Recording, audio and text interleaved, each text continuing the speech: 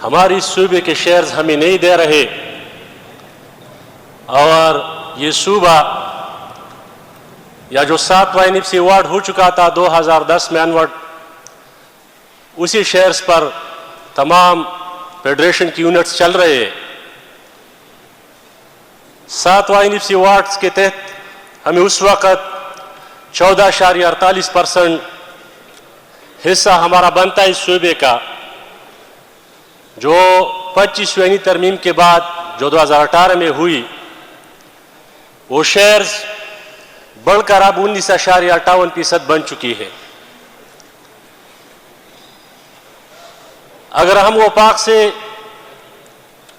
اپنے شیئرز کا مطالبہ کرتے ہیں تو سب سے زیادہ ذمہ داری ہمارے ٹریجری بینچز اور صوبائی حکومت پر آن پڑتی ہے کہ وہ اس کیس کو کس انداز میں وہاں لڑ سکتے ہیں، کس انداز میں وہاں پٹ اپ کر سکتے ہیں۔ بینگ اپوزیشن ہم ان کے ساتھ ہیں، لیکن اس کا ایک اور بات بھی میں آج اس طور پہ رکھنا چاہتا ہوں، جتنا NFC ایوارڈ ضروری ہے اتنا ہی PFC ایوارڈ بھی بہت زیادہ ضروری ہو چکا ہے۔ پچھلے 2 سال سے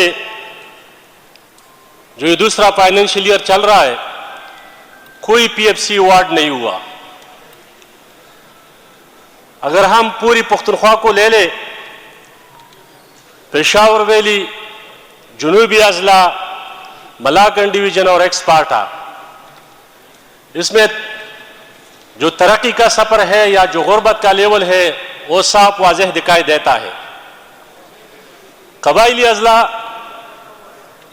جو 70-75 سال سے احساسی محرومیوں کے شکار ہے، وہاں کوئی ترقی کی کام نہیں ہوئے ہے، اور پچھلے 40 سال سے جو ریاستی اداروں کی پالیسیوں کی وجہ سے جو جنگ مسلط ہو چکے ہیں، اسے سفر بھی ہو چکے ہیں اور آج بھی سفر ہو رہے ہیں۔ یہاں میں یہ بات آج کھول کر اس لیے بتانا چاہتا ہوں، میرے ٹریجری بینچز کے جو کولیگز ہیں اور جو دوست ہیں وہ برا نہ مانے، لیکن جس کے پاس جتنا اختیار ہے، چاہے صوبائی حکومت ہے، وزیر اعلیٰ صاحب ہے یا وزیر اعظم صاحب ہے، وہ اپنے اختیارات کا غلط استعمال کرتے ہیں۔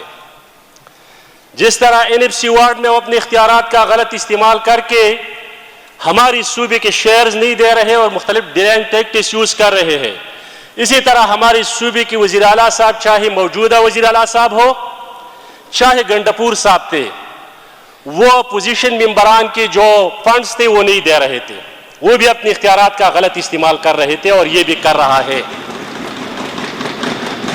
میں 18-19 مہینے ہو گئے کہ میں اپنے حلقے سے، عوام نے مجھے منتخب کیا اور اس ایوان کے لیے بھیجا تاکہ میں وہاں اپنے حلقے کے عوام کی نمائندگی کر سکوں۔ جناب اسپیکر، 18 مہینوں سے مجھے کسی بھی قسم کا فنڈز نہیں دی جا رہی۔ یہ امتیازی سلوک میرے ساتھ نہیں، میرے حلقے کے عوام کے ساتھ ہو رہی ہے۔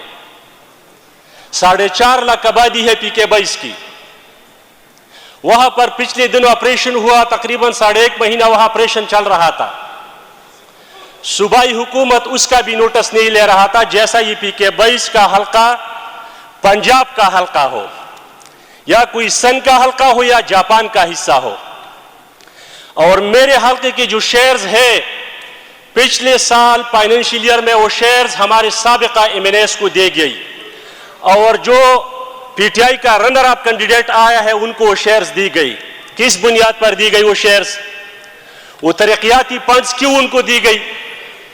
اس حلقے کا میں منتخب نمائندہ ہوں، مجھے پتا ہے کہ کس گاؤں کا، کس VC کا کون سا مسئلہ ہے، کہاں پر پانی کا مسئلہ ہے، کہاں پر روڈ کا مسئلہ ہے، تاکہ میں ان عوام کو وہ سہولیات فراہم کر سکوں۔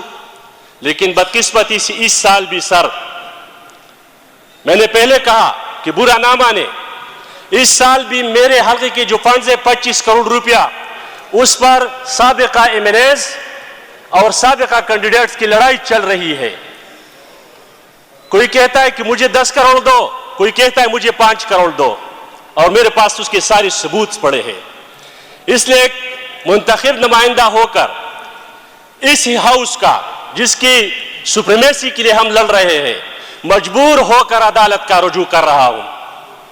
پچھلے سال بھی عدالت میں چلا گیا تھا اپنے حلقے کے عوام کی حقوق کے لیے, اور اسی سال بھی فلور آف دا ہاؤس کہہ رہا ہوں کہ میں عدالت کی طرف جا رہا ہوں تاکہ اپنے حلقے کے عوام کی جو حقوق ہے اس کو پروٹیکٹ کر دوں. یہ ناانصافی بند ہونی چاہیے. جناب اسپیکر, جب ہم فیڈریشن سے اپنی حقوق کی بات کرتے ہیں کہ وہاں سے قبائلی اضلاع کے ساتھ جو کمٹمنٹ کی گئی تھی کہ سالانہ آپ لوگوں کو 100 ارب روپے ملیں گے اور یہ قبائلی اضلاع پر خرچ ہوں گے, جو آج تک نہیں دی جا رہی.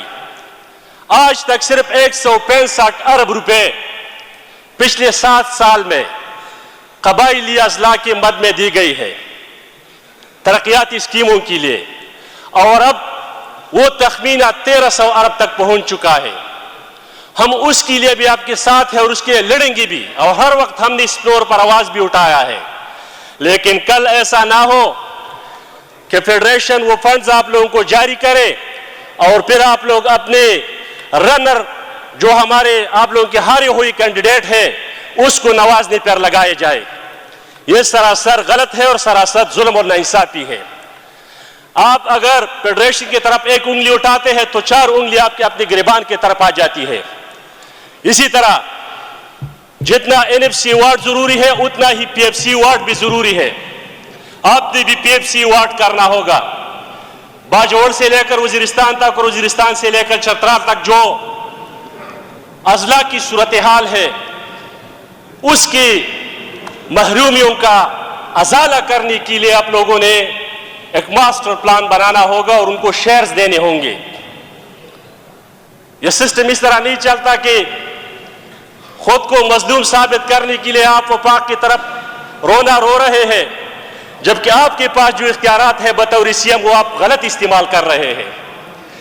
اور اس طرح غلط استعمال کر رہے ہیں کہ کل وہاں پر میرے حلقے میں کوئی واقعہ رونما ہو جاتا ہے تو پھر میری ہی ٹرولنگ کی جاتی ہے کہ نثار باز نے اس کے لیے آواز کیوں نہیں اٹھائے, تو اس کا منتخب نمائندہ ہے.